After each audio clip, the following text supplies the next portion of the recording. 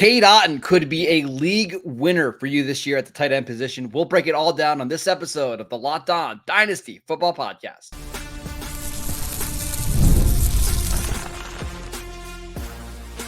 You are Locked On Dynasty Football, part of the Locked On Podcast Network. Your team every day. Here are your hosts, Marcus Mosher and Kate Madjuk.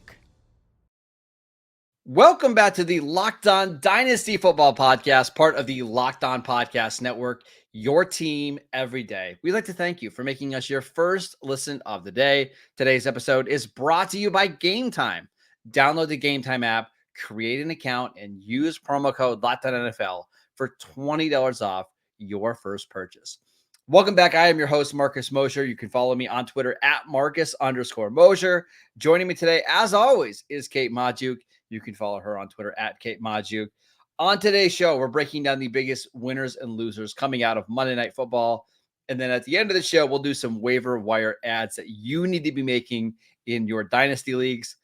But Kate, let's start with Tampa Bay. I thought Baker Mayfield played pretty well in this game. But I want to start with Cade Otton, 8 for 77 and a touchdown, led the team with 11 targets. Nobody else got more than 5. This is 3 weeks in a row that Cade Otton has delivered high-end tight end 1 production. Are you buying it? I'm buying it at least for this season. I'm still kind of skeptical that we're actually going to have this production season over season when we have a fully healthy Mike Evans, a fully healthy Chris Godwin, who I'm still kind of expecting will return to the team next year. That's my biggest question. But you know what? We are through 9 games, and Cade Otton is just under 30 or just over 30 receiving yards shy of his career high. Already matched his career high in receiving touchdown production. And I mean, you mentioned the involvement, 11 targets here.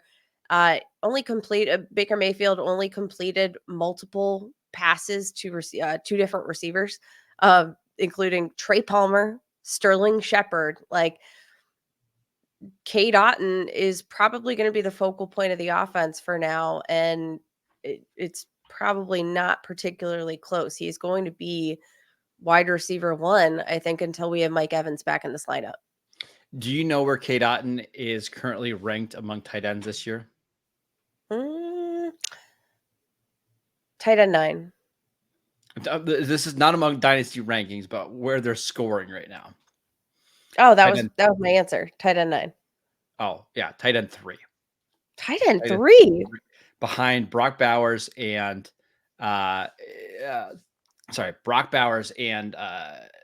George Kittle. I think it's really interesting that Cade Otton has gotten a lion's share of these targets. I don't see it going away, Kate. I really don't. I think this is somebody that is going to continue to get a lot of work in Tampa Bay. Yeah, I think that's very fair. I think we're also going to just continue to see them supplement some of the lack of depth they have at wide receiver with the running backs in the passing game, with these tight ends. Cade Otton is definitely going to be the focal point of that. I do want to talk about Baker Mayfield, though, who had an up and down game. There were some layup passes that may have changed the trajectory of this game, but another day where we saw him willing to utilize his legs. You love to see that. 4 carries, 20 rushing yards. Again, not like a big day, but 200 passing yards, 2 touchdowns, 0 interceptions. Like, Baker Mayfield just continues to be playing the best football of his career. And I have to admit, I was super, super skeptical of what he would do without both Chris Godwin and Mike Evans off the field. And to this point, I mean, the Chiefs aren't necessarily a pushover defense. They're not the best defense in the entire NFL, but they're pretty good. And I have to say, I'm just kind of impressed with Baker Mayfield's ability to continue to step up, to continue to produce. And he might just be one of these guys that sticks around. Have we finally unlocked Baker Mayfield? Maybe. Kate, I want to have a conversation about Baker because we talked last Wednesday with Matt Williamson about Baker Mayfield and his dynasty value. And not to throw Matt under the bus a little bit, but Matt really isn't a big Baker Mayfield guy. And one of the reasons that you and I were maybe a little bit more open to the idea of Baker Mayfield being a staying power at quarterback is because in this Tampa Bay offense, he's been really good, and he's thrown a bunch of touchdowns in this game, 200 yards and 2 touchdowns without his top 2 receivers, also added in 20 yards on the ground. He's basically, over the last year and a half now, he's averaging about 2 touchdown passes per game in Tampa Bay, and that's with 2 different offensive coordinators, Dave Canales and Liam Cohen. I'm starting to think this is actually a pretty decent chance that he's going to finish as a, top 15 quarterback for the foreseeable future in our fantasy leagues. Yeah, I think the biggest testament for me was what is he going to do without Chris Godwin and Mike Evans on the football field? And he answered all of those questions that I had in a big, big demonstrable way here. Again, like 200 passing yards, 2 touchdowns. It's not like that's going to, break the bank, but you love to see his willingness to rush. He's already broken his career high in total rushing yards through 9 games, 189 rushing yards, 2 scores on the ground. That's just 1 fewer than his career high in terms of rushing touchdown production. Career high in terms of completion percentage. They're figuring out how to make things work, even though, again, not ideal from like a personnel perspective. They don't have a ton of depth at receiver. But he just continues to find a way to get things done. Second highest yards per attempt average. Like just kind of doing all of these right things. And I feel like you kind of have to believe in Baker Mayfield a little bit, because I will say it's not like the flashes that we're seeing every single week are dissimilar to the flashes that we've seen from Baker Mayfield throughout his entire career under less than ideal circumstances. Like he still looks like Baker Mayfield to me. Like Sam Darnold, he's played super well, for example, but like you still see a lot of the same kind of flaws that made him a questionable prospect or a questionable asset in New York, a questionable asset in Carolina. I'm contrasting that with Baker Mayfield because I think like what we're seeing more of is that the flashes we're seeing are reminiscent of the good flashes and not necessarily, we're not getting a ton of those, reminiscence of the bad flashes. Does that make sense? Like, Yeah, and I just think he's at this stage of his career, he's matured and he kind of knows what quarterback he is. He's not as wild, right? He's not getting outside the pocket and trying to extend plays like he was in Cleveland. And we'll see about the weapons moving forward, right? We'll see if Chris Godwin comes back. We'll see what Mike Evans' health looks like moving forward. I do think the addition of Cade Otton is going to really help, or the improvement from Cade Otton. I think I'm a buyer on Baker Mayfield in Dynasty leagues. He obviously doesn't have top 5 upside because of the lack of rushing ability, but because he throws so many touchdowns and throws for so many yards, it wouldn't be a surprise if he was a top 12 quarterback for the next couple years.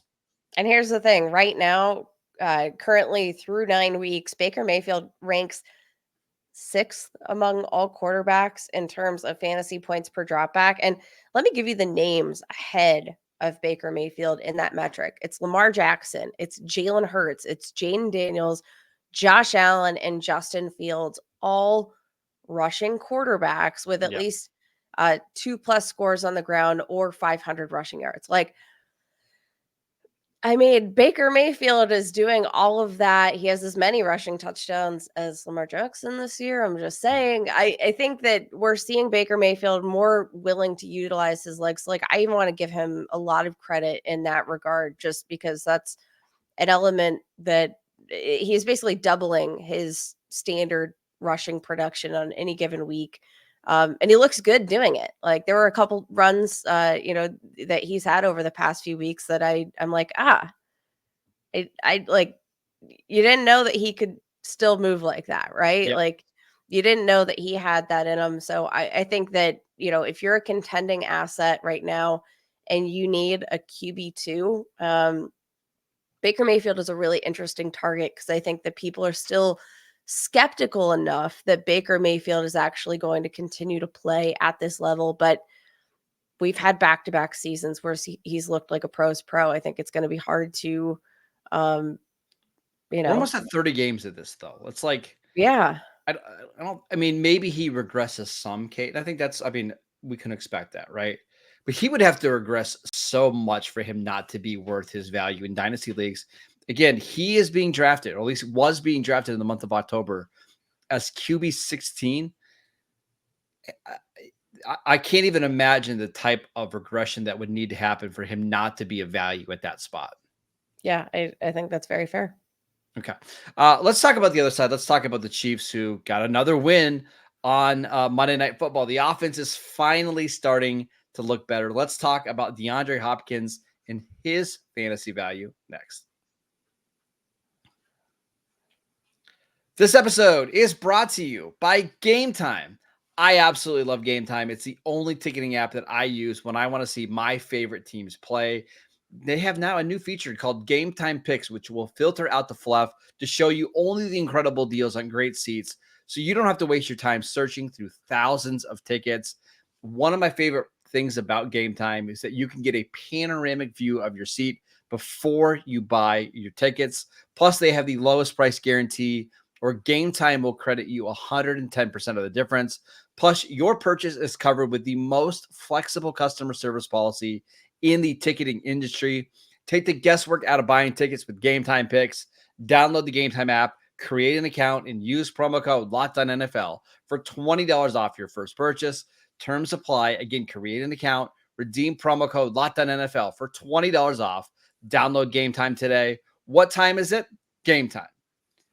This episode is brought to you by FanDuel.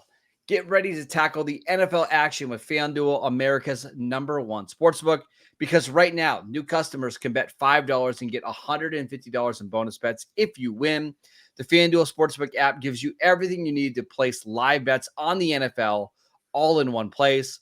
So when you get a hunch in the middle of the game, you can check out the latest stats, view live play-by-play, and so much more on the same page where you place your bets. Just visit FanDuel.com to join today. You're going to get started with $150 in bonus bets if you win your first $5 bet. We got some awesome games coming up in Week 10. Go make a bet on the money line. Put together a little parlay to get you excited for the weekend. Go to FanDuel.com and never waste a hunch, and make every moment more with FanDuel, an official sportsbook partner of the NFL. Welcome back to the Locked On Dynasty Football Podcast. We are breaking down all the action from Monday Night Football. And Kate, I want to get to DeAndre Hopkins in a second, but a vintage Patrick Mahomes game, 34 for 44, 291, 3 touchdowns, added in 9 yards in the ground. So 300 total yards and 3 touchdowns. Is Mahomes back? Vintage Travis Kelce game as well. 14 receptions, 100 receiving yards, no touchdowns, but hey, hard to get some of those touchdowns in when 2 of them are going to DeAndre Hopkins. So yeah, this was one of those games that just looked like I don't know. It's so weird watching the Chiefs because they don't feel like an 8-0 team, but here they are again and again. The addition of DeAndre Hopkins, I think, is a big part of having that vintage Patrick Mahomes back, though. It helps. It helps having a good receiver, right? It also helps when Travis Kelce is actually catching passes. Let's talk about DeAndre Hopkins. 8 for 86 and 2 touchdowns, including a ridiculous 35-yard catch down the field that led to a Hopkins touchdown a couple plays later. You can just see this is going to be a great fit. And I think this is going to be more than a one-year thing. You can already see that Patrick Mahomes really trusts him, except, certainly against like zone coverage, right? He just knows that Hopkins is going to be where he's supposed to be. And I know Hopkins is older, but I think he is somebody that could age fairly well in the right offense. And this might be the perfect offense for him. I mean, here's the thing, like DeAndre Hopkins, he's just a physical, sure-handed dude. Like, he's not a guy that's necessarily relied on, elite top-end speed. Like, no, he's a physical guy that, again, I mean, I think we saw firsthand just how much Patrick Mahomes trusted him, that throwing into double coverage and coming down with a ball like that, a perfectly placed ball, and just kind of trusting your guy is going to be the one to win out in that scenario. Yeah, I think the fit feels pretty right. So the question is kind of like long term, what does this Chiefs offense looks like? Because obviously there's questions about Rashee Rice long term. There's Xavier Worthy, some up and down moments. Lots of upside there, but like it Xavier does Worthy had you at feel -1 point yesterday, by the way, just to put that out there. it does feel like there is room for DeAndre Hopkins to really have a long-term role in this offense as long as he's healthy and available to play. Yeah. Let's talk about the running back situation in Kansas City because Kareem Hunt, 27 carries for 106 yards and a touchdown, also caught one pass for 11 yards. If you are the Isiah Pacheco dynasty manager and you have him in your league, are you nervous about this at all? Because Kareem Hunt is getting a lot of work right now. I am kind of worried if I'm Isiah Pacheco. And like, here's the thing. I think we saw last year, especially, with the return of Tony Pollard from a lower body fracture, just how much that can sort of impact your overall play and, your overall explosiveness. Like, we know Isiah Pacheco in his running style. He is a grinder, but he's explosive, right? And um, he relies a lot on these kind of bursts up the middle. And is he going to have that right now? Like, rest of season, if he returns in a week or two, how much is he actually going to impact the game like that? I don't really know. And then you look at the fact that, like, I mean, let's be honest, Isiah Pacheco has never had a role like Kareem Hunt has in this offense, and Kareem Hunt stepped in off the street.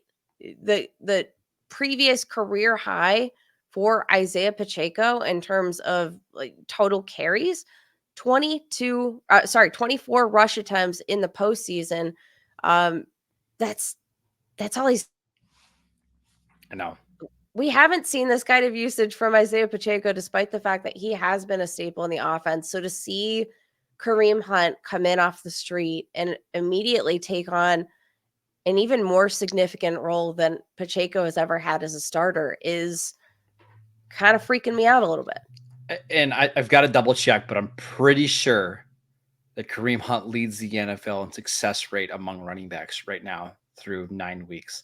Pretty unbelievable. Now, the yards per carry isn't great, but they're not asking him to break off a lot of long runs. They're asking him on 3rd and 1 to get 2 yards on the goal line when it's like last night, right? The game-winning touchdown. They're putting the ball into the hands of Kareem Hunt. I think obviously this is a 1-year thing. I don't think Kareem Hunt's going to be a factor next year, but if you're hoping that Pacheco was going to come back and immediately get 27, 28 carries a game, I don't think so.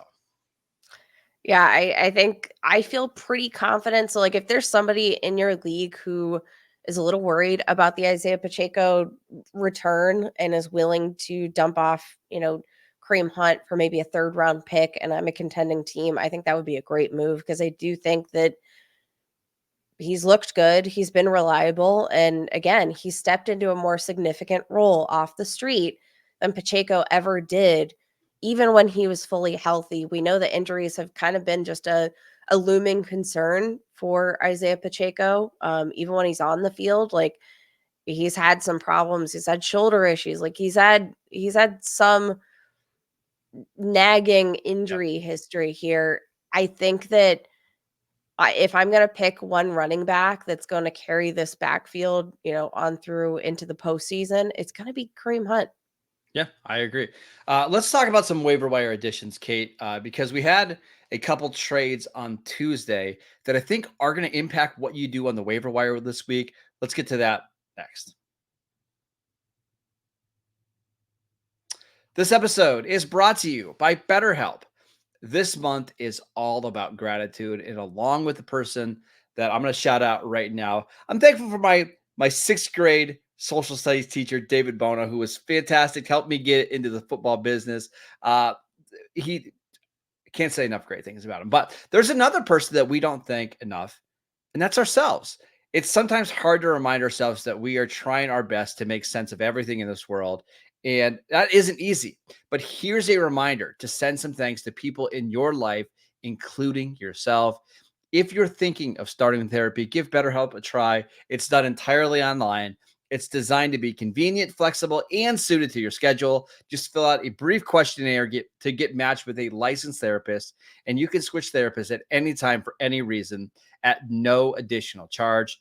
Let the gratitude flow with BetterHelp. Visit betterhelp.com/lockedon today to get 10% off your first month. That is BetterHelp, HELP.com/lockedon.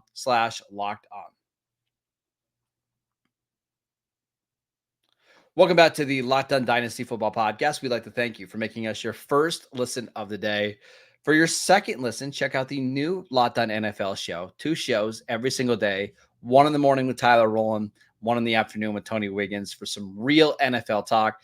I'm sure they're going to be talking about a Jonathan Mingo trade that the Cowboys made. Sounds great. Go check them out wherever you get your podcasts, free and available on YouTube. All right, Kate. So we had a couple trades, and I wanted to start with some waiver wire talk. Let's go to Roschon Johnson because the Bears have now traded away Khalil Herbert. They've kind of cleared it up this backfield. Still DeAndre Swift there, but I think Roschon Johnson, if he's available in your dynasty leagues, is somebody that I want to stash. Yeah, for sure. And I think a part of that too, especially in like a full PPR format, has been the willingness and usage of, him in the passing game. We've seen DeAndre Swift have a pretty significant role in the passing game. If he were to go down to injury, especially, Roschon Johnson, I think, could immediately step in and be an every week starter on your fantasy rosters. More of a stash right now, more of maybe a desperation flex play if they're going to be in a situation where they're going to be passing a little bit more. I might be a week for a potential flex. How about a different pivot, not necessarily a trade related rise in value, but I think it's time to just put Kayshon Boutte, wide receiver for the New England Patriots, on notice here. Over the past 3 weeks, has run the 5th most routes in the entire National Football League, leads the entire Patriots roster in terms of routes run. Now, hasn't gotten like a ton of receiving work in general, but the fact that he is on the field, the fact that this offense is generally trending up with Drake May, I'm intrigued by. Just 6 catches in that span, 16 targets, not a ton there, but 17.3 average depth of target, averaging 16.2 yards per reception. It's like a little bit intriguing to see that kind of usage on an ascending offense with an ascending quarterback, without any other viable playmakers. Because I don't know if you guys remember the Kayshon Boutte LSU era, but things once looked very promising for Kayshon Boutte as a potential top tier asset. He has the talent. The issue has kind of always been this off the field stuff. Maybe some of the determination, the focus there. And I like that he's finally made his way to the football field. I agree. Let's talk about the Carolina Panthers. Okay, they traded away a former second-round pick from the 2023 draft, Jonathan Mingo, to a team that will not mention. You can mention it, Dallas Cowboys. Dallas Cowboys, yeah. Yeah. And that has now opened up the opportunity for not only Xavier Legette, who obviously has got the first-round draft capital, but Jalen Coker, a receiver that I don't know if anybody really knew much of coming into the NFL. But Kate, over the last couple of weeks, pretty good against Denver, 4 for 78 this week against the Saints, 2 for 36 against the Bears, 4 for 68. I think Jalen Coker is somebody who I have a friend that works closely with the Panthers, and he told me last week, Marcus Coker is our best receiver. You're going to see it pretty quickly that he's our best receiver. And now the trade with Mingo, I wouldn't be surprised if Adam Thielen gets moved at some point this week or at some point on Tuesday. Coker's the guy that I think is just going to play a ton of snaps moving forward. Yeah, I think that's a very fair call out. And just looking at, the general, again, kind of trajectory, somebody's going to have to fill in for these snaps. Even if Thielen doesn't move, I don't know, like how much is he really going to be a part of this offense, right? Like I have to imagine they want to see what they have in some of these players of the future. And I think a big part of that is going to extend to just seeing what they have in Coker specifically. Yeah, I agree. Anybody else from this week that you want to mention? I want to shout out Theo Johnson, rookie tight end for the New York Giants. This is a guy that, again, a lot of ups and downs. Didn't get to participate in the entire, like off-season program there. I love the idea of Theo Johnson when he's in the mix. This team just loves him. They love Theo Johnson. And coming off a solid outing, he's been running a ton of routes. Like he's been pretty active in terms of like what he is doing as a receiver. He's a great athlete. All off season long, we kind of got these narratives like Brian Dable pulling him from practice to go watch Gronk tape because they say that is what he is capable of. That's obviously a pretty high bar to set for a young rookie tight end who's catching balls from Daniel Jones, but at the tight end position where we know there's so much volatility and you're just kind of hoping for scraps at some point. Like, yeah, I think Theo Johnson, a guy that could be theoretically stepping into maybe a quote unquote wide receiver 2 role if they move on from one of their receivers this week. Like, he's an intriguing name that, like, if he's still available on the waiver wire, I want to stash him for later, even if he's not a play every week this year. Love it. All right, that is it for today's show. We want to thank you for making Locked On Dynasty Football your first listen every single day. On tomorrow's show, Matt Williamson is going to join us to break down all of the trades that happen on Tuesday. Hopefully we get more than Khalil Herbert and Jonathan Mingo getting moved, Kate. But make sure you check out that show tomorrow. Follow Kate on Twitter at Kate Majuk. I'm at Marcus_Mosher. Download the podcast wherever you get your podcasts. We are free and available on all platforms. Check out the show on YouTube as well. Enjoy the deadline. We'll see you right back here on Wednesday.